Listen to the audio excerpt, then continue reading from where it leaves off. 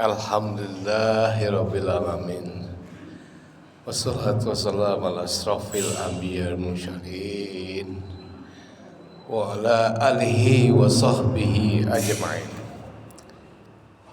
Amma ba'du. Qala Allah ta'ala bil Qur'anil azim wa taqabbal minni wa minkum silawatahu ala ghafurur rahim. A'udzu billahi minasy syaithanir rajim. Bismillahirrahmanirrahim. Alhamdulillahirabbil alamin. Arrahmanir rahim. Maliki yaumiddin. Iyyaka na'budu wa iyyaka nasta'in. Ihdinas siratal mustaqim. Siratal ladzina an'amta 'alaihim ghairil maghdubi 'alaihim waladdallin. Amin. Qala Allah Ta'ala bil Qur'anil azim. Bismillahirrahmanirrahim. Alif lam mim. Dzalikal kitabul la raiba fihi hudan lil muttaqin. Alladzina yu'minuna bil ghaibi wa yuqimunas salata wa mimma razaqnahum yunfiqun. Qala Allah Ta'ala bil Qur'anil azim. Lillahi ma fis samawati wa ma fil ardh wa in tubdu ma fi anfusikum aw tuhfu yuhasibukum billah fayaghfiru liman yasha wa yu'adhibu man yasha wallahu ala kulli syai'in qadir. Wa qala Allah Ta'ala bil Qur'anil azim wal asri innal insana lafil khusr illal ladzina amanu wa 'amilus solihati wa tawassaw bil haqqi wa tawassaw bis sabr. Pak Ketua DKM serta jajaran pengurus Masjid Makmur,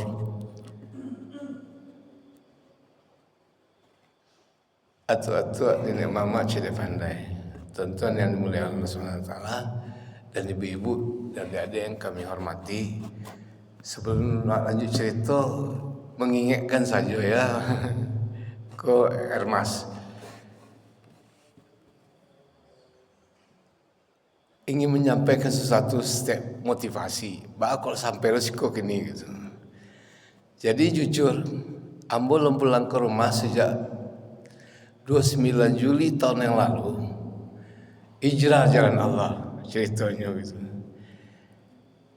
Lampe koper waktu itu susum barang. Ada tarbiyah dalam hidup saya, cobaan gitu ya. Dia sakit stroke ringan lah ceritanya gitu kan.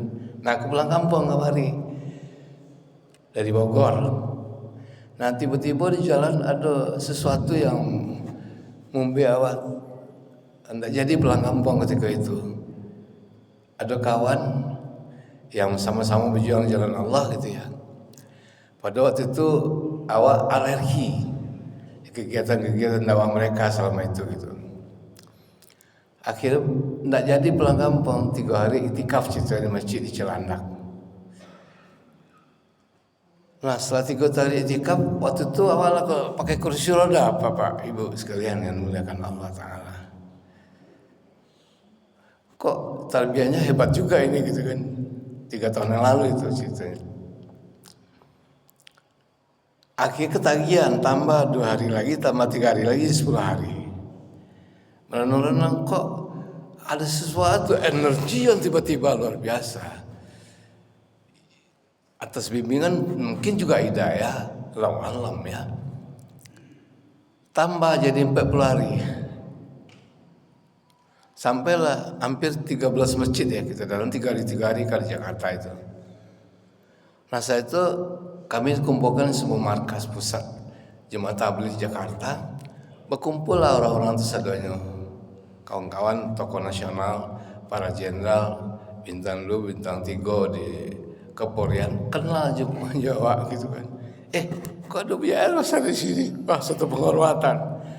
Nah, akhirnya ada acara, kebetulan acara itu dilaksanakan di Tampek Kawanawa, Tong Mandala Putra atau Tommy Soeharto di Cikampek. Ada cuma itu tangan 2 balai, 3 balai, 4 balai. Pas ketika itu punya energi, kok tiba-tiba bisa nggak pakai tungkek lagi gitu kan? Nah, extended lah ceritanya. Sejak itu awak baik keluar jalan Allah 8 bulan. Sampai nggak terasa bulan Juli yang lalu tanggal 29 pas akhir kelahirannya, setahun keluar nggak terasa gitu kan. Nah tadi dia balik pulang kemari ya Pak, karena anak awak yang pertama kan tinggal di Thailand di suaminya ya. Cucu awak udah tinggal di Bangkok gitu kan. Yang kedua putri awak kedua lo menikah lagi, tinggal di Kuala Lumpur. Lebih baik papa di rumah aja, kami kan nggak bisa dampingin gitu kan. Pulanglah kampung gitu kan. Tapi entah mbak ceritanya gitu. Kebetulan aja pada saat kita sedang islah diri lah, karena Allah memang menciptakan kesejahteraan, kesuksesan dan kemuliaan kita di atas muka bumi kalau kita mengerti. Nah lahirlah buku waktu itu penulis ya Pak ya. Lah dicetak buku tahun 2006 dulu di Surabaya. Buku pertama tentang zikir qalbi, mengantarkan manusia kepada tujuannya. Pernah Pak cerita ini mungkin tahun 2006 atau 2003 kali itu. Kedua buku tentang tuntunan mengasah kepekaan spiritual impian sampai kepada Allah. Banyak mahasiswa mendaulat awak gitu kan. Apa doa sampai itu, nah itu bisa kontrol dalam diri sendiri gitu. Nah ketiga sajak-sajak spiritual. Lalu buku keempat karena banyak bertanya Tuhan tuh di mana aja dia wujud bentuknya. Baca lo bisa sampai kepada Tuhan gitu kan. Nah, mulailah buku awak tuntunan ajakan bermakrifat kepada Allah sang pemberi hidayah. Nah, banyak di kampus-kampus termasuk di Besaka, pernahnya di Padang gitu kan. Nah, terakhir pada tingkat tahun yang lalu itu, lahirlah buku yang keempat oleh Pak. Apa itu? Tentang mukjizat Al-Fatihah yang awak pengantarkan tadi ya. Apa sebab? Karena awak dibimbing ketika masuk ke Jakarta tahun 79 oleh Buya Hamka, Ananda perbaiki ilmu tasyawufnya, hakikat dirinya. Apa tuh ya Anda? Perbaiki hubungan dengan Allah Tuhan yang Maha Pengasih, Maha Penyayang itu, dan perbaiki hubungan dengan manusia. Nah kalau kita renungkan ada hadiah dari beliau gitu. Apa yang harus diperhatikan ya Anda? Amalkan surah Al-Fatihah. Nah ternyata betul Bapak dan Ibu yang mulia. Sejak awak sadar tahun 65 pernah mendoakan ayah Anda. Ini kejadian yang sangat menyakitkan ketika itu PKI kan ya. Terjadilah penganiayaan terhadap guru-guru umat ketika itu ya, kegalakan PKI gitu.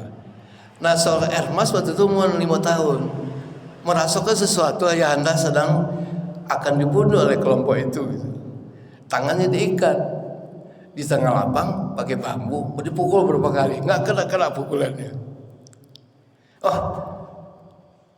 Terasa menceliak waktu itu. Nah ingat surah Al-Fatihah itu. Nah ternyata kita telah mengamalkan surah Al-Fatihah itu berarti sejak tahun 65. Nah termasuk pada Jasiko melihat tahun 67 aja Pak Ngasomar tentang agama gitu. Masa Ciko aja listrik itu dulu tuh. Apa kaitan dengan surah Al-Fatihah? Ternyata luar biasa. Beberapa ahli tarekat di Jakarta, di Banten dan juga di Jawa Tengah mengamalkan surah Al-Fatihah itu. Nah menjadi pedoman awak setiap hari. Kita hadiahkan Al-Fatihah kepada diri sendiri, kepada Nabi dan 25 ini kepada malaikat. Nah disitulah ibu-ibu yang mulia, bapak sekalian, kita mendapat petunjuk. Benar-benar merasakan ada lindungan dari Allah Subhanahu Wa Taala. Berkali-kali kita, karena kita dunia ini dunia penerbangan gitu ya, sering cuaca buruk gitu. Nah dengan doa Al-Fatihah bisa mengamankan pesawat. Kita mau dijahatin orang nggak jadi karena surah Al-Fatihah. Kita mau dapat juara sekolah karena surah Al-Fatihah. Nah kita amalkanlah bersama kawan-kawan di majelis, beberapa majelis zikir gitu. Termasuk Gus Dur masih hidup. Kami pengajian sekali minggu itu diajarkan balik dari beliau. Nah kita berdalamkan Al-Fatihah itu. Nah sehingga menjadi hadiah terindah. Apa sebab?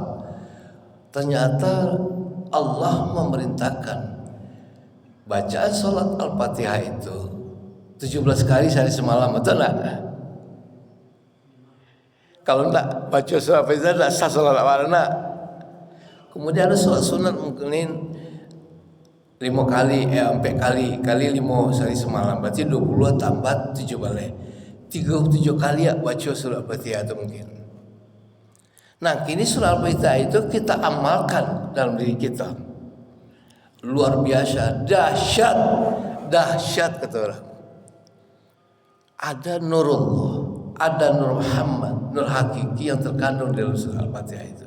Boleh dicoba nanti ya, pulang dari sekolah, ambil wudhu, ingat wajah sendiri, hadiahkan ke diri. Pacik dan doa sebelah kanan. Kalau kami Jakarta doa Arabnya itu, illa hadrati al-jasadku, jiwaku, ragaku, sukmaku, nyawaku, wujudku, fi batinin, Muhammad latif warman, Al-Fatihah. Ingat wajah sendiri. Terasa ada melindungi awak secara langsung gitu. Nah, boleh coba nanti. Semua awak masih ada risiko gitu ya. Nah, kebetulan petang mampir ke Padang, markas Jemaat Tabligh. Yang dulu awak juga alergi, pernah dinas ke Toronto Kanada, baca orang berjaga jenggot itu alergi awak. Pergi ke Toronto Kanada, cari orang Sarawak, orang India, orang Pakistan. Kurang waktu itu celana naik kata itulah. Bersuara di Toronto Amerika sama. Tuh dinas ke Jepang sama lo bersuara orang itu. Di Malaysia, Singapura. Nah, kebetulan dalam pulau punya pengalaman pula azan di masjid Kuala Lumpur disaksikan oleh mantan Perdana Menteri Datuk Hussein Onn. Wah, ini azannya orang Minangkabau nih, indah. Nah, ketika itu orang India mendekat-dekati awak juga, kurang berjenggot. Nah, awak ada suko, termasuk ada awak seorang suko kan, Mirwan Datuk Baginda Melano ya, pernah bawa kompor suko masak suko juga kawannya. Ku aliran apa logo gitu kan. Awak beritakan dari papa waktu itu mama, itu enggak betul itu aliran itu gitu. Laranglah dia kok. Traumanya kena kita larang itu. Nah, itu kini Ermas trauma. Apa namanya itu? Istilahnya apa ya? Kualat juga dengan jemaah itu. Ternyata itu adalah cara dakwah yang paling dahsyat. Baru sadar awak bahwa tadi surah Al-Fatihah itu mesti kita kampanyekan dalam diri kita dan keluarga untuk membentengi diri dari pengaruh jin dan setan yang saat ini berperang tanpa kita ketahui gitu ya. Kemudian surah kedua, ada orang masih kurang yakin juga agama ya Pak ya. Kurang apa lagi gitu. Jelas surat juz kedua tadi kita bacakan. Alif Lam Mim. Zalikal kitabul la raiba fihi hudal lil muttaqin allazina yu'minuna bil ghaibi wa yuqimunas sholata wa mimma razaqnahum yunfiqun. Inilah Alkitab yang datang dari gaib, yang tidak diragukan lagi bahwa itu datang dari yang Maha Pengasih Maha Penyayang, petunjuk bagi orang beriman dan bertakwa. Nah, 2 surat itu saja kalau kita berjuang kedakwakan, maka selesailah persoalan. Kenapa? Hanya dengan beragamalah kita akan sukses hidup di dunia dan di akhirat. Maka diturunkan perintah oleh sholat baca surah Al-Fatihah itu dan petunjuk Al-Quran itu. Kita percaya rukun yang 6 dan rukun Islam yang kelima. Nah, itulah senjata kita hari ini. Kami kebetulan Ermas sudah mengikuti 128 masjid, termasuk Arigos ke 128 masjid. Kita bergiliran-giliran tak pulang-pulang ke rumah, merasa menikmati wak kerajo je Allah kayak gitu kan. Semua rezeki dimudahkan, apapun yang kita minta datang. Banyak sajalah datang buah-buahan, banyak sajalah datang makanan lezat. Sadara memperhatikan gitu. Nah, kita buktikanlah istilahnya apa ya, surga dunia itu, menikmati. Besok lalu je di ruang AC, tempat tidur empuk ya, nah makan lezat, tapi ternyata duduk di atas sejadah sehari-hari pagi siang dan malam hanya mengikuti sebuah dengan ceramah terkekal. Nah, jam 9 kita Al-Quran baca juz terakhir tu juz 30 10 ayat berganti-gantian. Nah kita maknai, wah nikmat sampai setengah dua menangah itu, iko zuhur mendengarkan taklim, siang iko sore mendengarkan taklim lihat, terus keliling ke rumah-rumah penduduk itu untuk mengajak apa? Nah inilah pesan al-Mu'min terakhir. Surat tadi Al-Baqarah dibacakan ya. Kepunyaan Allah segala yang ada di langit, yang ada di bumi. Tidakkah kamu